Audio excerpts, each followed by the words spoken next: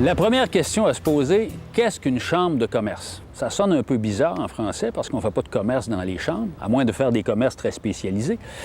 Non, en fait, vous l'aurez deviné, en Angleterre, il y avait des Board of Trade, il y avait des Committees of Trade. On a traduit ça par chambre de commerce. Le Board of Trade, c'est extrêmement influent en Angleterre parce que ça conseille le roi sur toutes les questions de transport, de commerce avec les colonies, d'exploitation des colonies. D'ailleurs, il s'appelle The Board of Trade and Plantation. Il est basé à Londres. Et un des plus remarquables présidents du Board of Trade, ça a été Lord Halifax. C'est lui qui avait suggéré, entre autres, la création d'un grand port sur l'Atlantique pour augmenter le commerce et aussi pour affirmer la présence britannique en Amérique du Nord. Le port va voir le jour en 1749. Il va s'appeler Halifax. Et ce port va recevoir la première chambre de commerce de ce qui allait devenir le Canada, donc la chambre de commerce de Halifax en 1752. Et avec la conquête anglaise, évidemment, le phénomène va s'étendre à la vallée du Saint-Laurent. Les marchands anglais de Québec vont demander la formation d'un Board of Trade en 1809, toujours pour les transports transatlantiques. Et à Montréal, en 1822, on aura aussi un Board of Trade, mais cette fois-là, c'est pas pour nécessairement les communications transatlantiques, c'est plus pour l'intérieur du pays, puisque aux États-Unis, les marchands s'organisent. Ils ont obtenu du gouvernement des réseaux de canaux là, qui vont relier les Grands Lacs avec la région de New York. Alors, on voudrait la même chose au Canada. Montréal serait à la tête de ce réseau de canaux et ce sera la naissance du Board of Trade de Montréal. Et dans les années 1850, avec l'exploitation forestière de la vallée du Saint-Maurice, à Trois-Rivières, on va être prêt pour une autre chambre de commerce. Il est désirable de former une association de marchands et autres intéressés dans le commerce de la cité pour la discussion des questions commerciales et pour travailler à l'unité d'opinion sur les affaires qui peuvent toucher aux intérêts de la cité. Nos négociants, marchands et hommes d'affaires ont besoin d'un point de ralliement, d'un endroit où ils puissent se rencontrer sur terrain neutre et discuter entre eux des intérêts qui les concernent. La Chambre de commerce de Trois-Rivières est née ici, derrière moi, à l'île de la Poterie. Parce qu'en 1866, il y a un entrepreneur écossais qui s'appelle George Baptist qui va ouvrir ici un gros moulin à vapeur, un moulin à scie qui fonctionne à vapeur. Et la vapeur, c'est la révolution de cette époque-là. Et c'est pour ça que la Chambre de commerce va venir au monde, parce qu'on voudrait avoir de la navigation à vapeur, on voudrait des gros bateaux au port pour le transport des marchandises. On voudrait que le train, donc la locomotive à vapeur, vienne desservir Trois-Rivières. On n'a rien de tout ça à ce moment-là. C'est pour ça que George Baptist va mettre sur pied une première Chambre de commerce. Il est avec une douzaine, peut-être 14-15 hommes d'affaires, surtout des gens de son clan familial, puisque son fils est là avec ses 3 gendres, surtout des anglophones, sauf un, Elzéar Gérin, qui est associé de Télésphore Normand. Ils ont un journal qui s'appelle Le Constitutionnel et qui fait la promotion des intérêts de nos gens d'affaires. Ils font la promotion de l'industrialisation. Ils aimeraient que la Chambre de commerce fonctionne. Ils voudraient même la voir se doubler d'une banque régionale, une banque qui pourrait servir à développer des projets, à financer des projets locaux ici à Trois-Rivières et dans la vallée. Mais malheureusement, arrive en 1873 le crash de la Bourse de Vienne. C'est tout le monde occidental qui est précipité dans la crise économique. La Chambre de commerce qui vient de voir le jour, le projet de banque à charte qu'on est en train de développer, tout ça va être balayé. Baptiste lui-même va mourir en 1875, mais le projet de la Chambre va rester vivant et c'est son fils, quelques années plus tard, qui va le réaliser. We, whose signatures are hereto appended, do hereby associate ourselves as the Three Rivers Board of Trade, which we desire to reorganize on a better footing and more permanent basis than have heretofore existed, and to be composed exclusively of gentlemen engaged in mercantile business in the city of Three Rivers. Les origines de la Chambre de commerce de Trois-Rivières, vous savez, c'est une histoire de famille. La première incarnation, en 1871, était l'œuvre de George Baptist. Et la deuxième incarnation, en 1881, son fils Alexander Baptist, qui va réunir des gens d'affaires, une quarantaine cette fois-là. Et leur intention, c'est de relancer le mouvement, mais cette fois-là sur une base plus solide, et ça va fonctionner cette deuxième fois. Il faut dire que M. Baptist est lui-même un grand personnage, mais il sait s'entourer de personnages complémentaires. Baptist est un protestant et un libéral. Mais il a besoin de l'appui de tous, entre autres du clergé, de Monseigneur Laflèche. Il va aller chercher comme allié, entre autres, comme cofondateur de la Chambre, Chambre le notaire Télesphore Eusèbe Normand, qui est un bon conservateur, un bon catholique, qui peut lui permettre à la fois de se rallier la bourgeoisie canadienne-française, qui est en émergence à ce moment-là, et aussi le clergé, et même une partie de la presse, puisque le journal Le Constitutionnel, qui a toujours été un fidèle appui de la Chambre de commerce, appartient ou a appartenu à une certaine époque, en tout cas, au notaire normand.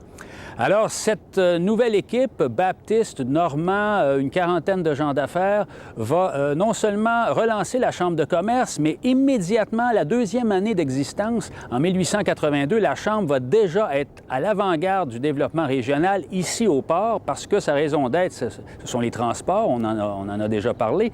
Et il se passe dans ces années-là que le ministre des Travaux publics, qui est député de Trois-Rivières, Hector Langevin, est en train de mettre sur pied partout au Canada des Harbour Commissions, c'est-à-dire des commissions du Havre. C'est pour régulariser un peu le fronteau. Vous savez qu'il y avait un port ici, et un peu partout au Canada, il y avait des ports, mais celui de Trois-Rivières en particulier, c'était anarchique.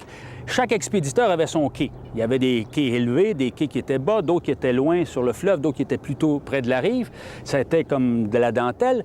Alors, on va régulariser tout ça avec une commission du Havre créée par le gouvernement fédéral, mais où la Chambre de commerce est membre d'office, et ça, c'est très important. Ça va l'aider à connaître un excellent départ dans les années 1880. Elle va signer ses premières réalisations ici, au port de Trois-Rivières.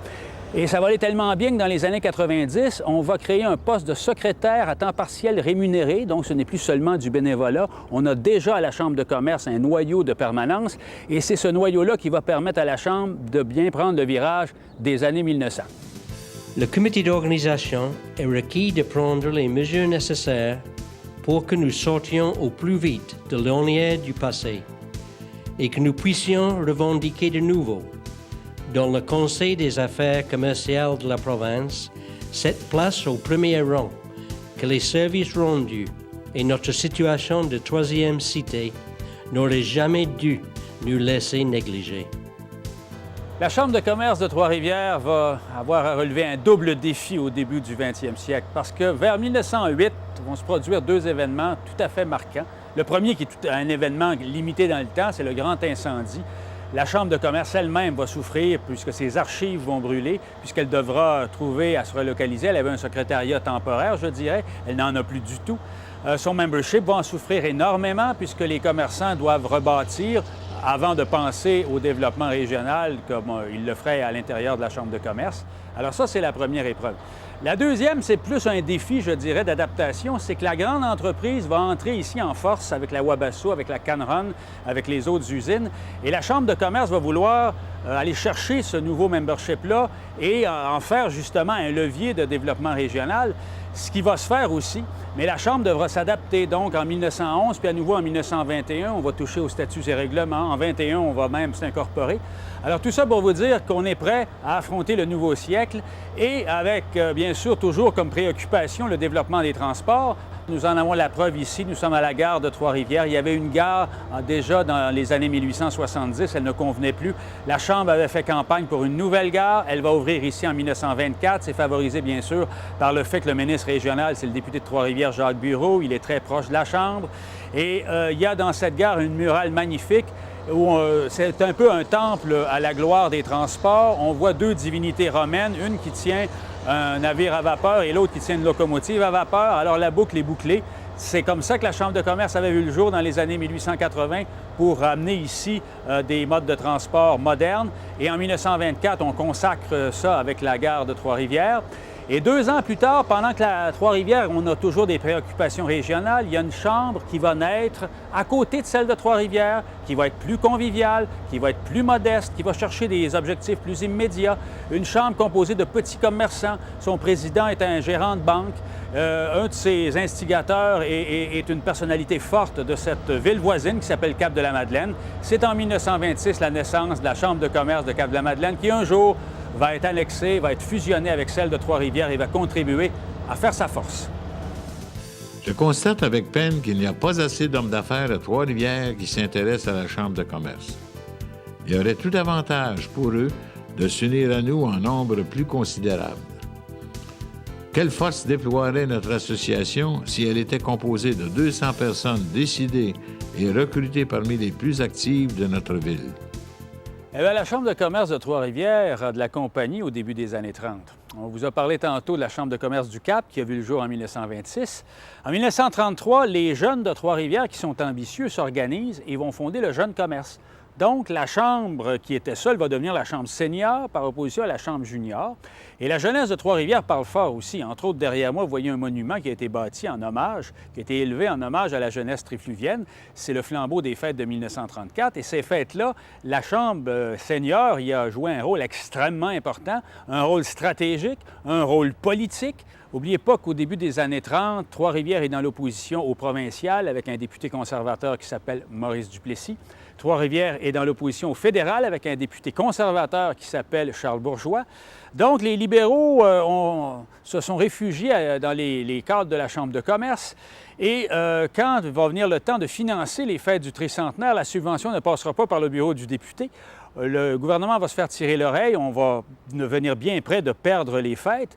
On va les sauver de justesse grâce à une intervention de la Chambre et comme par miracle, la Chambre rouge va toucher la subvention du gouvernement Taschereau pour la remettre aux organisateurs de ces fêtes du tricentenaire qui vont être couronnées de succès. Tout le monde va dire merci, la Chambre. Et quand la prospérité va revenir à la fin des années 30, la Chambre va tenter même une expérience de secrétariat permanent qui va durer à peine 2 ans, mais qui va être assez concluante pour dire que à la fin des années 40, ou un peu avant en tout cas, on va retenter une nouvelle fois l'expérience d'un secrétariat permanent et cette fois-là, ça va être une sorte de petite révolution. Je regrette que la Chambre ne se préoccupe pas assez des questions municipales et je suggère qu'elle ferait œuvre utile envers la communauté en général si elle intéressait les membres, hommes d'affaires, aux importants problèmes municipaux. Je rappelle qu'il y a 15 ans, la Chambre avait pris une part active aux affaires civiques et que cela avait donné lieu à l'engagement d'un gérant municipal et que la ville était entrée dans une ère d'administration économe et de réduction de taxes.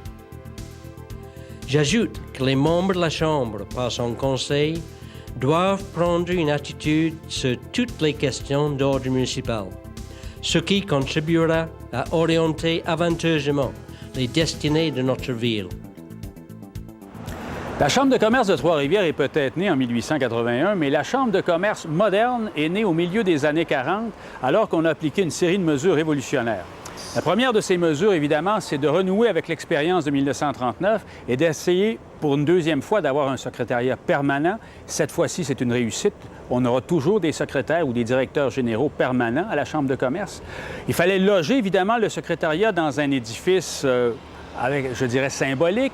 On a trouvé le manoir de Niverville qui est derrière moi. On va l'occuper à partir du milieu des années 40.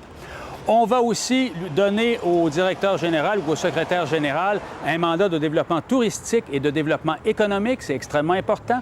Et il faudra financer tout ça. Évidemment, la Ville va contribuer pour un tiers d'un budget de 12 000 $, la Chambre elle-même pour un autre tiers, et le dernier tiers, soit des subventions gouvernementales, soit des souscriptions dans le milieu. Mais on va essayer de faire fonctionner une Chambre qui va faire en même temps de la prospection économique et de l'accueil touristique. Et finalement, dernière grande révolution, je dirais, c'est l'admission des femmes. À partir du milieu des années 40, jusqu'à présent, les dames n'étaient pas membres de la Chambre et on leur ouvre la porte au milieu des années 40. Alors, cette révolution-là, évidemment, va faire que la Chambre va connaître un nouveau départ. On va même arriver quelques années plus tard à repenser le membership et les cotisations. On va introduire la notion de membership corporatif. Il y aura donc 6 membres originaux de ce membership corporatif, c'est-à-dire les 3 grandes compagnies de papier, plus la Canron, la Wabasso et la Shawinigan Water and Power. Puis dans les années 50, on va rajouter la Reynolds ainsi que la Westinghouse. Maintenant, la Chambre est complètement, je dirais, sur une lancée. Elle est prête à aborder les années 50 et elle est prête même à construire un pont sur le Saint-Laurent. Tout le monde sait que les communications rapides et commodes entre les centres commerciaux, même les moins importants, ont une influence énorme sur le développement des affaires.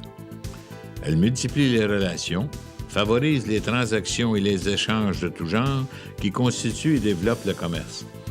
La circulation facile crée des affaires là même où il n'y en existait pas auparavant. La philosophie de la Chambre de commerce, c'est le mouvement. La Chambre aime quand ça bouge. Le mouvement des idées, le mouvement des capitaux, le mouvement des marchandises, le mouvement des individus. Et ça a été particulièrement évident pendant les années 50, parce qu'on a vu que les années 40, la fin des années 40, ça a été des années vraiment de relance, des années de grand dynamisme à la Chambre de commerce. Et dans les années 50, là, il y a des gros dossiers sur la table, en particulier 2 dossiers de transport, un pont sur le Saint-Laurent. Le pont, il nous le faut, nous l'aurons. Et à ça, on voudrait bien rajouter des artères au cœur du Québec, puisque c'est bien beau faire un pont, mais il faut qu'il se raccorde à des autoroutes de chaque côté. Alors ça, c'est un énorme dossier. Et le deuxième grand dossier régional est aussi un dossier de transport, c'est le dossier de l'aéroport de Trois-Rivières. Et dans les 2 cas, il y a des membres dynamiques de la Chambre qui vont prendre le bâton du pèlerin. On va faire des conférences, on va faire des levées de fonds, on va financer des études, on va faire bouger les gouvernements. Dans le cas de l'aéroport, ça va bouger assez vite parce que le dossier est plus simple et d'autant plus que le ministre des Transports à Ottawa, c'est Léon Balcé, député de Trois-Rivières. Alors, on aura l'aéroport en 1960, on aura l'aérogare en 1963, on aura le pont La Violette en 1967 et les autoroutes qui vont venir se raccorder à mesure que les années 70 et 80 vont se préciser. Et ça, c'est une victoire, évidemment, pour la région, mais c'est une victoire pour la Chambre de commerce. Ce sont des dossiers qui ont fait la force, je dirais, de la Chambre de commerce, de son influence dans le milieu pendant les années 50, des dossiers dont nous profitons tous aujourd'hui parce qu'ils ont finalement abouti. Les comités dans une chambre sont la base et la cellule par laquelle le mouvement se maintient en activité. Le travail des comités consiste surtout à rechercher, analyser des situations d'actualité et faire aux autorités concernées des propositions concrètes. Les comités de la Chambre, particulièrement ceux qui s'occupent de divers dossiers municipaux, offrent une expertise fort valable. Cette expertise est la seule qui soit faite de façon quelque peu structurée, hors de l'Hôtel de Ville, sur des questions d'intérêt public reliées à l'administration de Trois-Rivières. Il n'y a pas, comme on le sait, de partis municipaux qui pourraient questionner l'administration au jour le jour, ni même simplement sur les dossiers de première importance. Ce travail, la Chambre nous semble faire en général très bien. Dans les années 20, il y a un conférencier à la Chambre de commerce, le notaire de la Voie-Durand, qui avait dit que le tourisme, ce serait un grand créneau de développement du 20e siècle. Les gens de la Chambre l'ont écouté, peut-être un peu perplexes, mais ils ont commencé à s'intéresser au développement touristique. Déjà dans les années 30, ils ont travaillé pour les fêtes du tricentenaire. Dans les années 40, ils avaient donné un mandat d'accueil touristique à leur secrétariat permanent. Dans les années 50 aussi, le tourisme progresse, puis dans les années 60, ça devient presque la priorité à la Chambre de commerce de Trois-Rivières. C'est vrai pour le Grand Prix de Trois-Rivières, qui va naître en 67 avec un bassin d'organisateurs qui sont souvent originaires de la Chambre. Et en 89, quand on va relancer le Grand Prix, ce sera encore des gens de la Chambre qui vont être là. C'est vrai pour le site national historique des Forges du Saint-Maurice où nous sommes actuellement, c'est un projet des années 60 qui va se réaliser dans les années 70 et la Chambre va travailler très fort pour ça. C'est vrai pour le bureau de tourisme de la Chambre qui, on sait que la Chambre avait une vocation touristique, avait un accueil, un service, un comptoir d'accueil, mais à partir de 72, c'est un véritable bureau accrédité qu'on peut offrir à la population. Le bureau va aller chercher aussi des avantages concrets comme le navire de croisière MS Jacques-Cartier. Alors, c'est vous dire que le tourisme a pris de plus en plus de place et qu'il domine un peu le paysage de la Chambre de commerce dans les années 70 et 80. Et puisqu'on en parle des années 80, en 81, c'est le centenaire de la Chambre de commerce. C'est le moment où les gens de la Chambre déposent un peu leur liste d'épicerie, font le point sur ce qu'ils attendent. Et tout ça, ou presque, va se réaliser au cours des années suivantes. Parc portuaire, gare intermodale, revitalisation du centre-ville, revitalisation de l'île Saint-Quentin, relance de l'aéroport, fête du 350e, raccordement de quelques grandes voies de circulation, là, comme le boulevard des Récollets. Alors ça, c'était la liste d'épicerie de la Chambre en 81, et si vous regardez, à peu près tout s'est réalisé dans les 10-12 années suivantes. Il faut dire cependant qu'en 92, il va y avoir un sérieux coup de barre à donner, puisque 92, ça va être l'année, vous allez le voir, l'année des remises en question, ça va être la fin des certitudes. Personne n'est fier que Trois-Rivières détienne actuellement le titre de capitale nationale du chômage. 2 attitudes étaient possibles devant ce titre dont nous a affublé le quotidien anglo-montréalais. Le mépris qui découle de l'injure ou la récupération du titre et son inversion en notre faveur. C'est ce qu'on a osé faire à la Chambre de commerce avec un éclatant succès. Au début des années 90, à Trois-Rivières, on vivait entre autres avec 2 certitudes. Première certitude, Trois-Rivières, c'est la capitale mondiale du papier. Deuxième certitude, le tourisme, inquiétez-vous pas, la Chambre de commerce s'en occupe. Bien, les 2 certitudes vont voler en éclats en l'espace de quelques mois en 1992. D'abord, c'est la fermeture retentissante de l'usine PFCP, qui avait déjà été la plus grande papetière dans la région, sinon au monde. PFCP, c'est une onde de choc terrible. La Chambre est mobilisée, évidemment, avec d'autres acteurs socio-économiques. La Chambre va faire sa part, entre autres quand les médias vont entretenir cette réputation de capitale du chômage. Les gens de la Chambre vont réagir, vont organiser ici une visite pour les journalistes de l'extérieur pour leur dire, voyez, il y a encore de la vie, il y a encore de l'espoir. On est éprouvé, mais on n'est pas résigné. Alors ça, c'est une certitude qui vole en éclats et rien ne sera plus jamais pareil à Trois-Rivières. Autre certitude, c'était le tourisme. Depuis les années 20, la Chambre s'en occupait, personne d'autre se préoccupait de ça. Mais dans les années 90, la Ville de Trois-Rivières appelle le mandat, examine ça et décide qu'il y aura création d'un office municipal de tourisme. On est rendu là avec le centre de congrès, avec le réseau autoroutier. On voulait cette nouvelle créature municipale. Ça va être un choc pour la Chambre de commerce qui s'occupait de tourisme par étapes, je dirais, depuis les années 20 et les années 30. Mais la Chambre de commerce a d'autres vocations, heureusement. Elle va même renouer pendant les années 90 avec sa première vocation, qui était les transports maritimes. La Chambre de commerce, on se rappellera que sa première réalisation, ça avait été de la participation à la Commission du Havre en 1882. Donc, 110 ans, 115 ans plus tard, la Chambre va participer à la création d'une administration portuaire canadienne et encore une fois, elle va prouver son utilité. J'ai fait un rêve et j'ai vu devant moi l'an 2000. J'ai vu des gens de bonne volonté faire sauter les frontières et j'ai vu une ville de 125 000 habitants. Cette ville nouvelle, grande et forte, comptait plusieurs parcs industriels bien remplis. Pendant ces 125 ans d'histoire, la Chambre de commerce de Trois-Rivières a dû négocier bien des virages. Et un des virages les plus importants est survenu à la toute fin du 20e siècle et au tournant du 21e siècle. Il est arrivé des choses importantes, des nouveautés à la Chambre de commerce de Trois-Rivières. Si on y va dans l'ordre, on va avoir une première femme à la présidence, on va avoir un tout jeune président de 32 ans, on va avoir une relève à la direction générale, on va avoir une fusion avec la Chambre de commerce de Cap-de-la-Madeleine et ça fait partie un peu du contexte de l'époque parce que dans le scolaire, dans l'hospitalier, on avait réalisé des fusions. Même les irréductibles Gaulois du monde municipal avaient dû abattre leurs palissades. Alors, le mouvement a gagné les chambres de commerce. Et autre nouveauté, au début du 21e siècle, c'est bien sûr cet engagement de la Chambre dans la direction du culturel. Remarquez, c'était déjà amorcé parce que la Chambre s'était intéressée au tourisme, le tourisme l'avait amené au patrimoine, le patrimoine l'avait amené à la culture, tout ça, ça se tient. Alors, toujours est-il que la Chambre du 21e siècle est une chambre tout azimut. Elle est résolument tournée vers l'avenir. C'est pour ça que je vous dis que si vous ouvrez la porte derrière moi, c'est peut-être une vieille porte, mais elle est ouverte sur l'avenir.